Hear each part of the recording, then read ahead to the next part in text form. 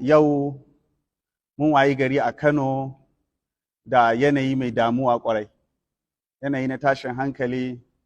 Akwai buƙatan sanya wannan gari mai girma, wanda idan aka ce wannan garin shine zuciyan al'umman musulmin a yammacin Afirka, ba a yi mubalaga cikin faɗin wannan ba. In aka ce shine gari mafi girma da ya tattara musulmi, ko gari mafi girma na musulmi a yammacin Afirka gaba ɗaya, ba mubalaga ba ne, daidai ne. Saboda haka mu muna ganin nufan wannan gari da cuta nufan musulunci ne da cuta. Ta'addanci akan wannan gari da kowane irin suran ta'addanci ne akan musulunci da musulmi. Akwai buƙatan a ƙara ƙoƙari 'yan uwa gaba ɗaya su gane wannan da kyau, kuma su sanya wannan gari mai albarka cikin addu'a. Ba za mu so dogara da jita-jita ba, kuma bai dace da mu'mini ba. Amma idan har waɗanda ake faɗin cewa su ne suke ƙoƙarin kawo wannan zaune tsaye ake cewa ko? Idan har gaskiya ne, to gaskiya suna kuskure.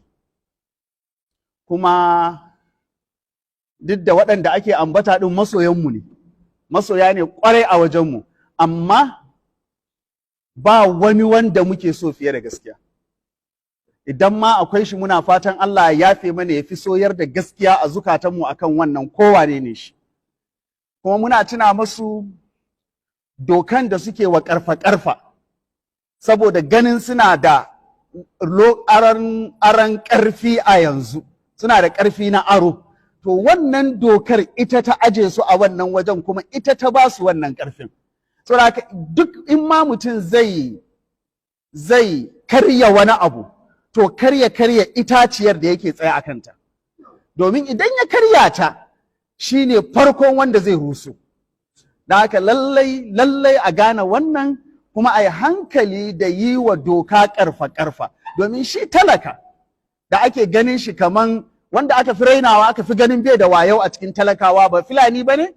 To ai kaga da aka yi ta masu ƙarfa-ƙarfa a tsawon tarihi, aka yi ta abubuwan da ake masu, kaga yadda suka juya suka kowa wa al'umma, da suka gane cewa doka ba za ta ba su kariya ba. Idan an cutar da su, su je wajen jami'an tsaro su koma exploiting ɗinsu, a fara sa suna sai da shanu da suna a karɓar masu haƙƙinsu, har shanun su kusa ƙarewa.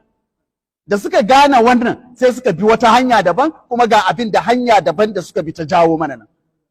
Ko Boko Haram da ake faɗi, mun sani ba wani abu ya haifar da Boko Haram ba, sai rashin kyautata mu'amala da yanayi na rashin zaman lafiya. Shi zalunci har abada baya taɓa samar da adalci, baya taɓa samar da gyara.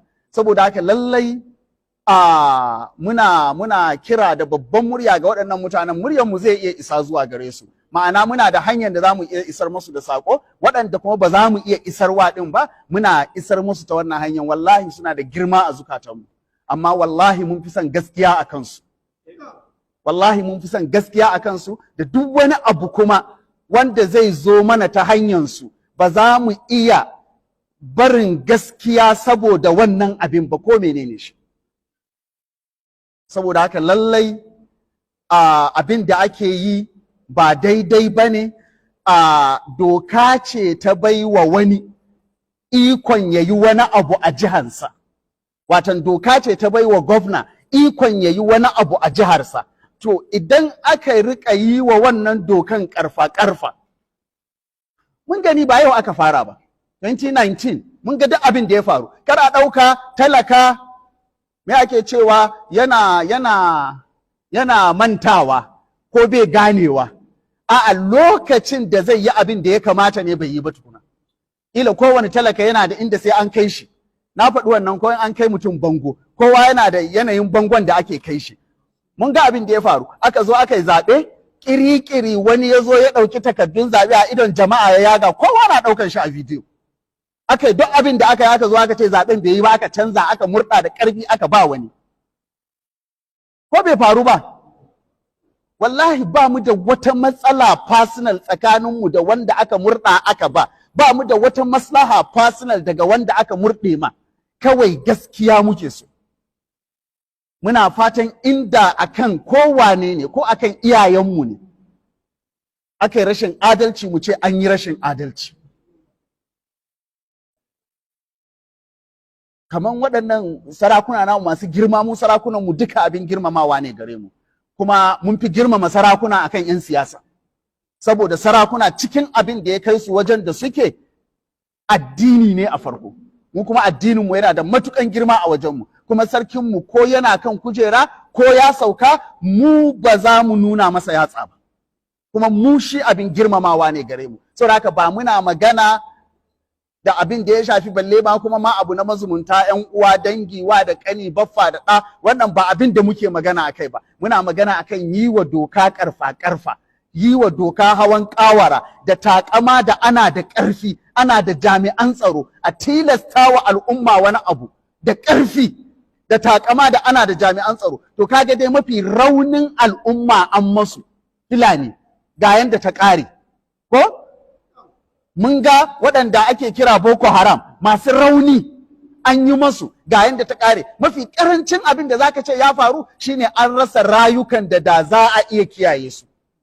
Dubban rayuka na jami'an tsaron ƙasa sun salwanta, dubban biliyoyin daloli sun salwanta, wanda da an sa su cikin kula da tattalin arzikin ƙasa da Allah kaɗai ya san nuhudin da tattalin arzikin nan zai yi. Dubban rayuka na innocent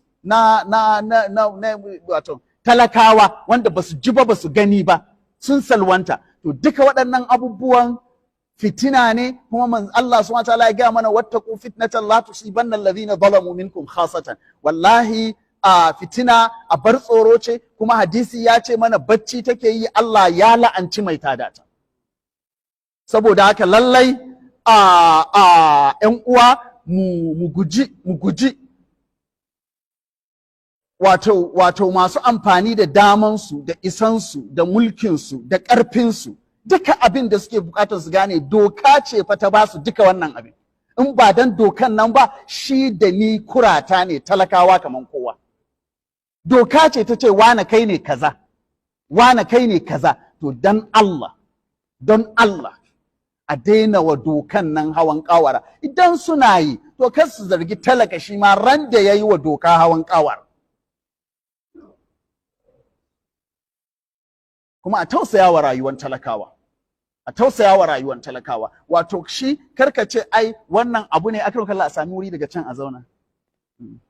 Wannan abu ne da bai shafe ka ba ko bai shafe mu ba. Ita mas'alar fitina, shi yasa zaka ji mawaƙin larabci yana abaimun nari min mustasghar sharari. Mas'alan fitina duka mun san harbul basus ko da ake faɗi na larabawa. Harbul basus kawai naƙa ce ta wani ta shiga gonan wani.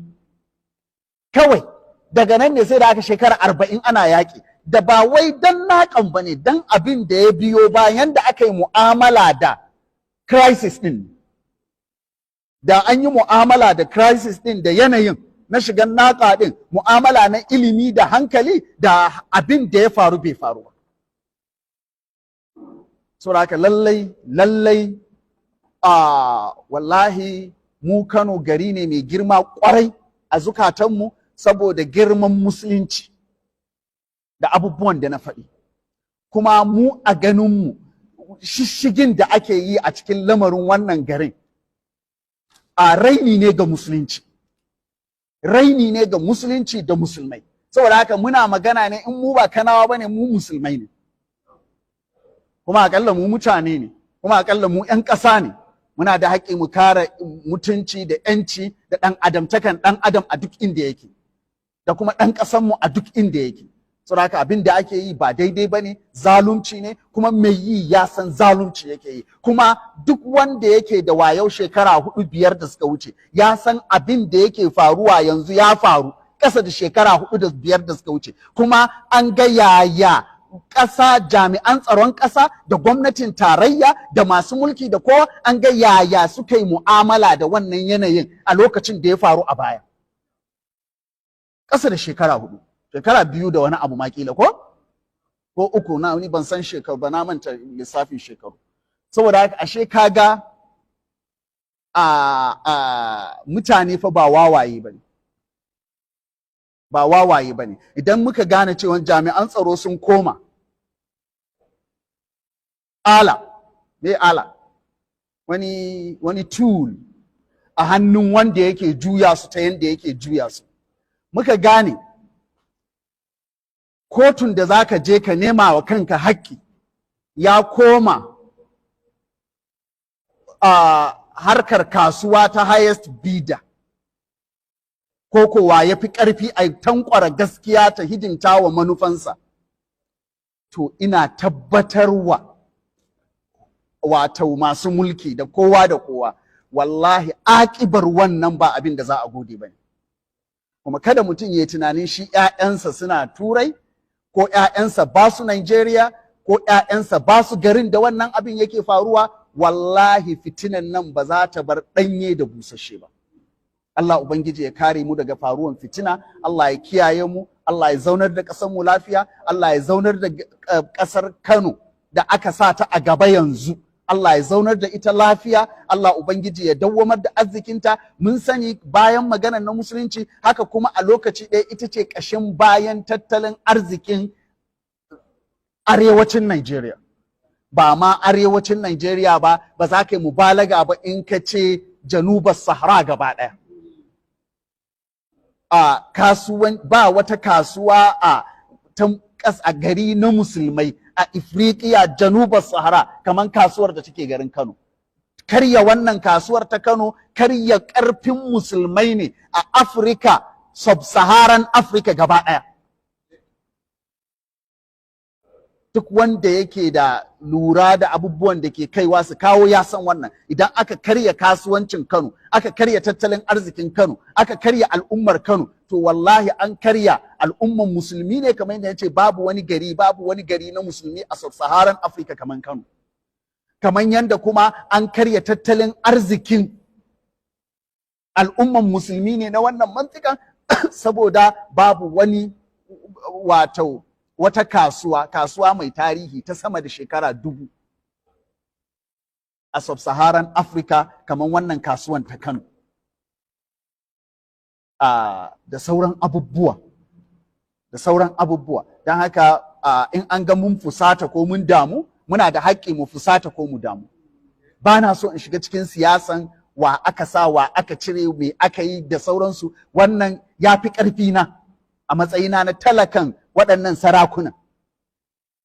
Amma dai na san a elementary ilimi na sanin doka, na san gwamna na da haƙƙin yayi wannan, ba tare da cewa ina goyon bayan dokan da ta ce gwamna yayi ko kar yayi ba. Gwamna dai yana da haƙƙin yayi abin da yayi tare da 'yan majalisar jiha, kuma shine abin da aka yi a baya, aka sauke wanda aka sauke.